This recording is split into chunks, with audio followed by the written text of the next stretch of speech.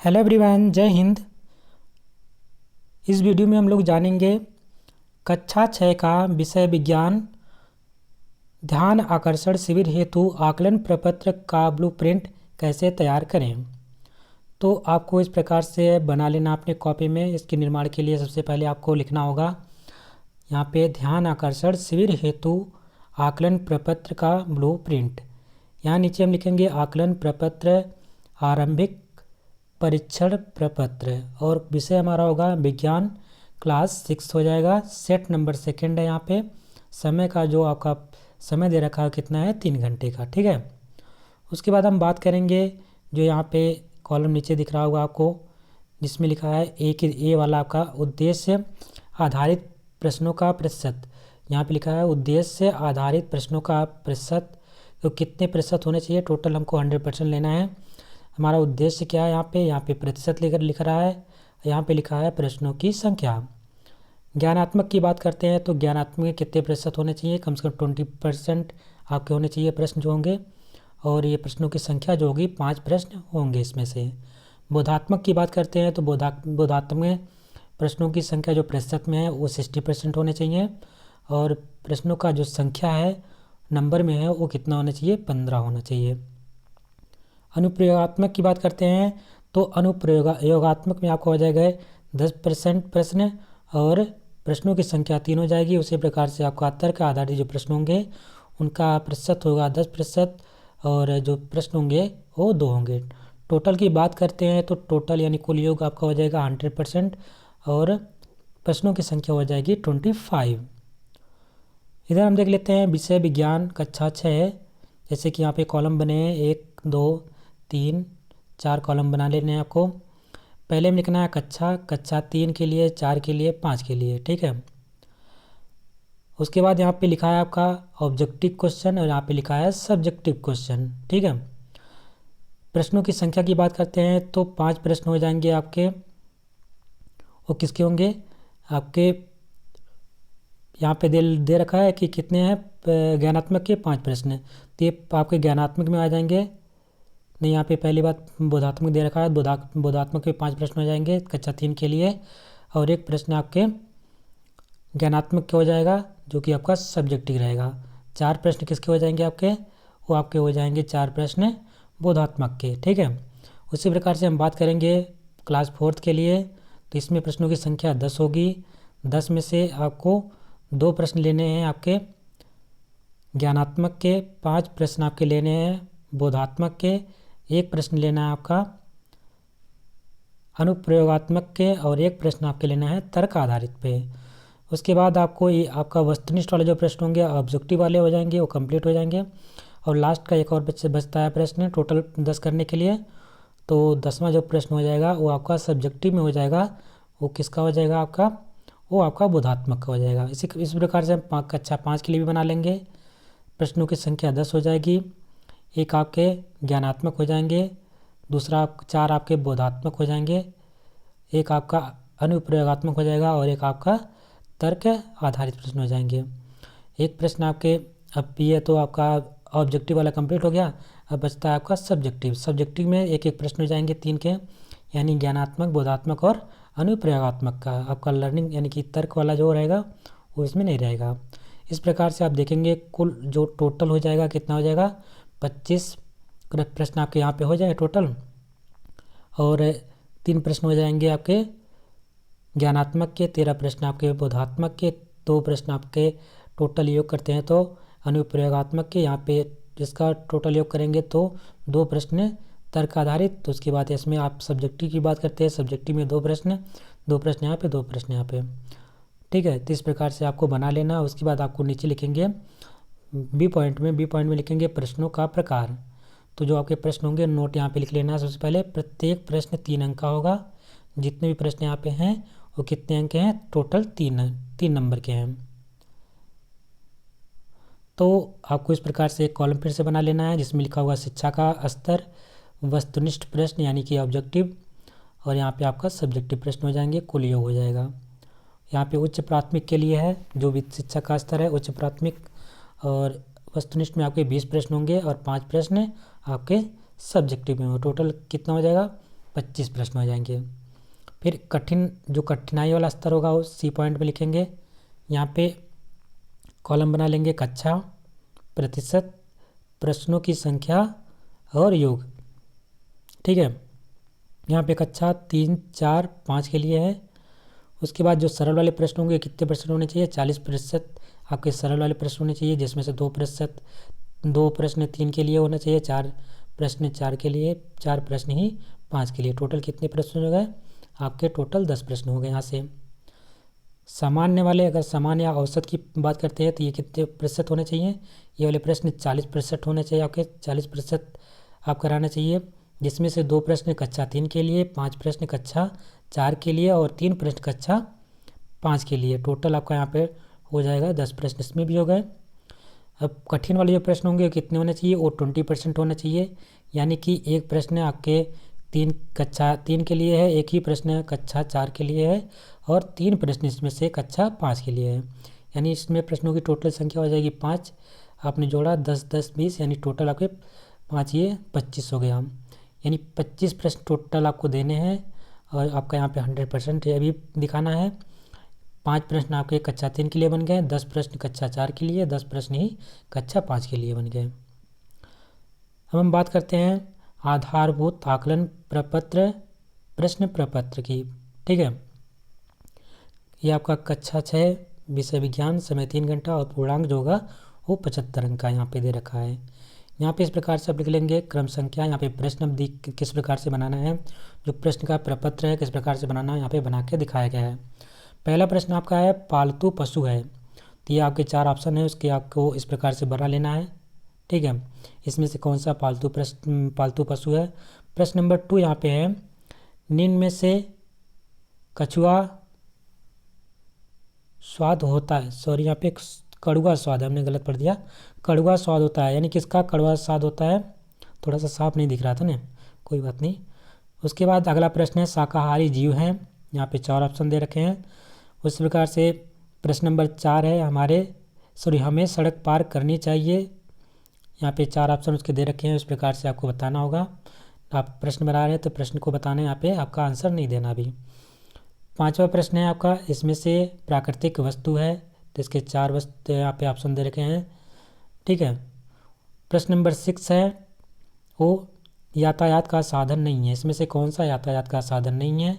प्रश्न नंबर 9 है दूध से बनने वाला पदार्थ नहीं है, इसमें से कौन सा ऐसा पदार्थ है जो दूध से नहीं बनता है। प्रश्न नंबर 8 की बात करते हैं, तो प्रश्न नंबर 8 यहाँ पे दे रखा है पेड़ पौधों से प्राप्त भोज्य पदार्थ नहीं है, तो इसमें पेड़ पौधों से कौन सा हमें भोज्य पदार्थ नहीं प्राप्त होता है, उसका नाम यहाँ पे लिखना है। 4 ऑप्शन आपके दे रखे हैं। ठीक है, इधर बात कर लेते हैं कक्षा 3 की, ये प्रश्न सभी हैं यहाँ पे जो दिए गए हैं। और स्तर की बात करते हैं तो ये सब सरल, दो पहले वाले जो दोनों थे ये वाले दोनों क्या थे, सरल थे। ठीक है, इनका सरल स्तर था। और प्रश्न नंबर 3 जो था औसत था। लर्निंग आउटकम का बात करते हैं तो बच्चे पालतू एवं जंगली जानवरों में अंतर बता लेते हैं, और इसमें लिखेंगे बच्चे विभिन्न भोज्य पदार्थों के स्वाद के बारे में बताते हैं। इसी प्रश्न से रिलेटेड है।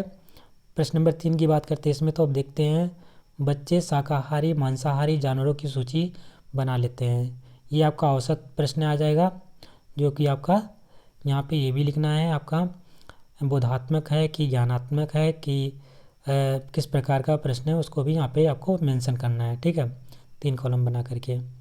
उसके बाद यहाँ पे प्रश्न नंबर 5 है जो आपका बच्चे प्राकृतिक एवं मानव निर्मित वस्तुओं में अंतर स्पष्ट कर लेते हैं। ये कैसा है, ये कक्षा 4 के लिए है, ये सरल प्रश्न है और ये आपका ज्ञानात्मक प्रश्न है। ठीक है, प्रश्न नंबर 6 जो था आपका बच्चे यातायात के साधन के बारे में जानकारी रखते हैं।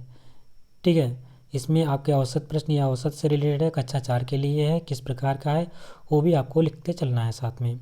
प्रश्न नंबर जो 7 आपका यहाँ पे है वो दे रखा है बच्चे दूध से बनने वाली विभिन्न चीज़ों के बारे में बता लेते हैं, यानी जो प्रश्न आपको लिखना है उससे रिलेटेड आपको लर्निंग आउटकम भी बताना है। यहाँ पे ये कक्षा 4 के लिए ये कौन सा औसत प्रश्न है और ये आपका अनुप्रयोगात्मक है। प्रश्न नंबर आपका 8 जो है वो कैसा कक्षा 4 के लिए है, ये भी औसत प्रश्न है। और ये जो प्रकार है ये कैसा है, ज्ञानात्मक है। बच्चे पेड़ पौधों और जीव जंतुओं से मिलने वाले भोजन को वर्गीकृत कर लेते हैं। अगले पेज पे क्या लिखना है आपको, अगला पेज आपका हो जाएगा प्रश्न नंबर 9, प्रश्न नंबर 10, प्रश्न नंबर 11। प्रश्न नंबर 9 है निम्नलिखित जोड़ा सही है, कौन सा इसमें से जोड़ा सही है। जैसे भेड़ से हमें ऊन प्राप्त होता है कि नहीं प्राप्त होता है, मधुमक्खी से शहद प्राप्त होता है, गाय से दूध, उपरोक्त सभी इसमें से कौन सा जोड़ा है। तो आपको दिख रहा होगा, तो इसमें से सभी जोड़े सही हैं। तो इस प्रकार से प्रश्न आपको बनाने होंगे। ये किस प्रकार का प्रश्न है, ये सरल प्रश्न है, कोई भी बता सकता है। ये कक्षा 4 के लिए है। और आपका यहाँ प्रकार लिख लेना है, बच्चे जीव जंतुओं से प्राप्त लाभ के बारे में बताते हैं, यानी कहीं ना कहीं हमको लाभ हो रहा है, ये लर्निंग आउटकम में आप लिखेंगे इस प्रकार से। आगे बात करते हैं तो प्रश्न नंबर 10 की। प्रश्न नंबर 10 है सिंघाड़े की पैदावार होती है, पानी में होती है, ज़मीन पर होती है, गमले में होती है या उपरोक्त सभी में होती है। ये किस प्रकार का प्रश्न है, प्रश्न नंबर ये कक्षा 4 के लिए है, औसत प्रश्न है आपका। बच्चे विभिन्न पौधों को उनके वास स्थान के अनुसार वर्गीकृत कर लेते हैं, यानी कहाँ पे कौन बन रहा है, कहाँ पे उनका वास स्थान है, उसके हिसाब से उसका उन पेड़ पौधों का वो वर्गीकृत कर लेते हैं। प्रश्न नंबर आपका 11 जो है धान की फसल बोई जाती है। जो धान की फसल होती है कब बोई जाती है, जाड़े में, गर्मी में, बरसात में, या इसमें से कोई नहीं। तो ये भी कोई भी बता सकता है, बच्चा प्रश्न का जवाब दे सकता है। एक कक्षा 4 के लिए प्रश्न है और औसत प्रश्न है आपका, ठीक है। बच्चे मौसम के अनुसार होने वाली फसलों के नाम बता लेते हैं। आगे बात करते हैं प्रश्न नंबर 12 की। प्रश्न नंबर 12 आपका है फल बनता है किससे बनता है, फूलों से बनता है, पत्तियों से बनता है, जड़ से बनता है या तना से बनता है। तो ये भी सरल प्रश्न है, कोई भी बता सकता है। फल का निर्माण कैसे होता है, बच्चा बता सकता है। बच्चे पौधों के विभिन्न भागों के कार्यों के बारे में जानते हैं, यानी जो पौधा होता है उनके विभिन्न जो भाग हैं उनके बारे में बच्चे जानते हैं। ये आप लर्निंग आउटकम में लिखेंगे। उसके बाद यहाँ पे लिखेंगे प्रश्न नंबर 13 में निम्नलिखित में से किस पक्षी की आवाज़ मधुर होती है। कौवे की होती है, कोयल की होती है, कि उल्लू की होती है या कबूतर की। ये भी आपके सरल प्रश्न हैं, कक्षा 4 के लिए है। बच्चे विभिन्न पक्षियों की आवाज़ के बारे में बताते हैं। प्रश्न नंबर 14 की बात करते हैं तो दूषित जल से होने वाली बीमारी नहीं है, इसमें से कौन सी बीमारी है जो दूषित जल से नहीं होती है। जैसे आपका कोरोना है, हैज़ा है, टाइफाइड है या पेचिस है। यहाँ पे बताना नहीं है। तो आपके समय में देख ही रहे हैं कोरोना ऐसा चीज़ है जो कि आपको वायरस से होता है, लेकिन इसमें से जो पेचिस, हैज़ा, टाइफाइड है कहीं ना कहीं ये दूषित जल की वजह से होता है, दूषित भोजन करने से होता है। तो ये प्रश्न आपका जो पहला ऑप्शन होगा सही होगा, क्योंकि यहाँ पे बोझा था नहीं। तो ये आपका किस प्रकार के प्रश्न है, ये कठिन थोड़ा प्रश्न है और कक्षा 5 के लिए है। ये आपका ज्ञानात्मक प्रश्न है और बच्चे जो लर्निंग में लिखेंगे, बच्चे दूषित जल से होने वाली बीमारी के बारे में बता लेते हैं। प्रश्न नंबर 15 होगा केचुए से तैयार की गई खाद को कहते हैं। जो केचुए से हम खाद तैयार करते हैं उस खाद को क्या कहते हैं। तो गोबर की खाद कहते हैं या नीम खली की खाद कहते हैं या कंपोस्ट खाद कहते हैं या वर्मी की खाद कहते हैं। तो आप वर्मी मतलब कि वार्म्स मिस क्या होते हैं, कीड़े होते हैं। तो वर्मी जो खाद होता है किससे प्राप्त होता है, केचुए से प्राप्त होता है। ये किस प्रकार के प्रश्न है, ये आपका औसत प्रश्न है और कक्षा 5 के लिए है। बच्चे जैविक कंपोस्ट खाद तैयार करना जानते हैं। ये आपका अब अनुप्रयोगात्मक प्रश्न में हो जाएगा। प्रश्न नंबर जो 16 आपका है जो